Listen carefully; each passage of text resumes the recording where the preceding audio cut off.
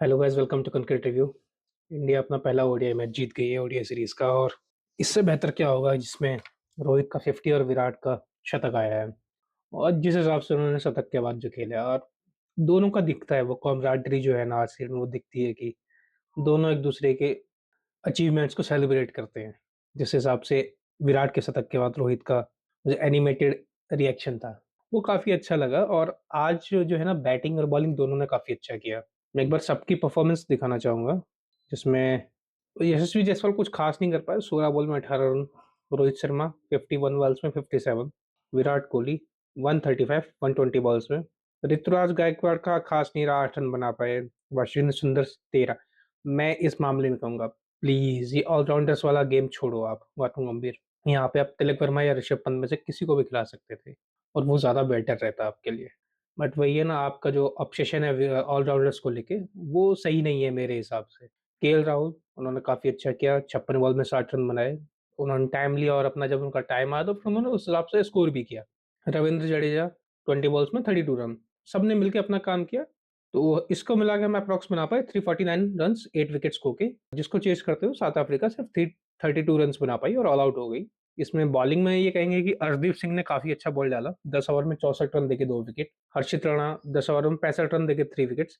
हर्षित राणा का इनिशियली जो स्पेल था ना, उसने काफी कुछ बदल दिया था मैच के रिगार्डिंग। अगर वो 2 या 3 विकेट एक साथ नहीं गई होती ना, तो शायद हाथ से स्लिप हो गया होता मैच, क्योंकि लास्ट में जिस हिसाब से बॉल हो रहा था ना, वो कंट्रोल नहीं हो रहा था किसी से भी, क्योंकि इतनी ड्यू आ चुकी थी ना कि वो नहीं हो सकता था पॉसिबल। वाशिंगटन सुंदर 3 ओवर 18 रन, प्रसिद्ध कृष्णा 7 ओवर डाले 1 wicket, Kuldeep Yadav the man with the golden arm 10 over में 68 रन देके 4 विकेट लिए हैं। और उन्होंने अब जो अपना काम किया ना, वो सुपर्ब किया है। अगर उनकी बॉलिंग प्रॉपरली नहीं होती तो शायद हम इस मैच को खो बैठते। और इतनी गीली बॉल के साथ प्रॉपरली रिस्ट स्पिन करना बहुत बहुत टफ जॉब है।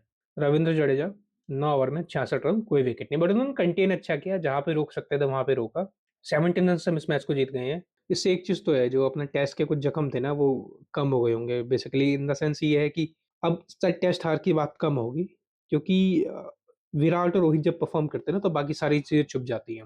वो चीज, बाकी जब विराट अपनी इनिंग खत्म करके ड्रेसिंग रूम में गए, तो वहां पे देखने लायक था कि जिस हिसाब से उन्होंने गंभीर को इग्नोर किया। वो आए थे गले लगने, बट उन्होंने उनको इग्नोर किया और वो अपना करते रहे आगे।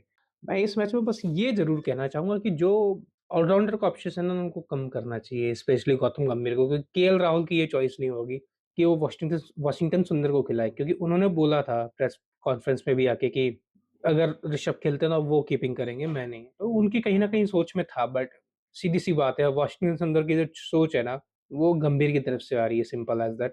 तो क्यों, अगर आपको ऑलराउंडर ही खिलाना, तो ऐसा प्लेयर खिलाओ जो बैटिंग करता हो और बॉल कर सके। तिलक वर्मा से बेस्ट नहीं है कोई उस मामले में। तिलक वर्मा कुछ ओवर्स डाल सकते हैं इज़िली, इतना भी वो खराब नहीं है कि आप उनको तैयार ना करो कभी।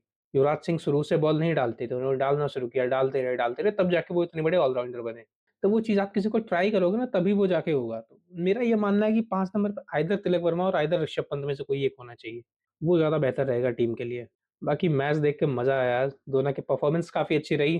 केएल राहुल का सिंपल सा, उन्होंने आके सीधा-सीधा बोला जब उनको बुलाया गया कि उनके पेट में तितलियाँ दौड़ रही थी, जब जिस हिसाब से चेज़ कर रही थी साउथ अफ्रीका, बट अंत अच्छा होता है तो सब अच्छा होता है। और कोल राहुल को विराट कोहली ने भी आके सीधा-सीधा कह दिया कि मैं लॉन्ग टर्म प्रैक्टिस में बिलीव नहीं करता। मैं अपने आप को फिट रखने में और हंगर के बिलीव करता हूँ कि जब तक मेरे माइंड में है, तब तक मैं खेलता रहूँगा और मैं करता रहूँगा। और मेन रीज़न ये भी है ना, जिस हिसाब से विराट कोहली और रोहित शर्मा को शहबाज़ नदीम ने और सौरभ तिवारी ने रिसीव किया, उनको ग्रीट किया, उससे भी काफ़ी कुछ फ़र्क पड़ जाता है।